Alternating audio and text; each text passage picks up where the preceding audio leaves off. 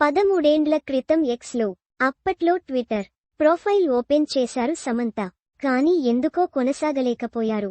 Social మీడియాలో ఎప్పుడూ యాక్టివ్గా ఉండే సామ్ ఫేస్బుక్, ఇన్స్టా, యూట్యూబ్లలో బిజీగా ఉంటారు. ఎక్స్లో అకౌంట్ ఉన్నా దాన్ని పెద్దగా పట్టించుకోరు.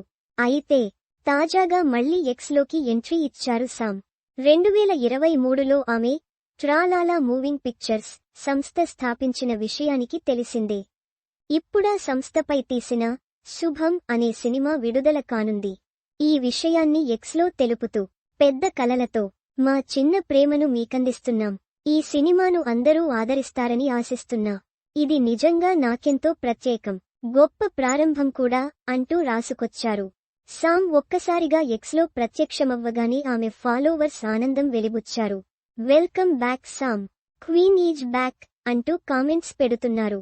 ఎక్స్లో అంత యాక్టివ్గా లేకపోయినా సమంతకు 10.2 మిలియన్ల ఫాలోవర్స్ ఉండటం విశేషం.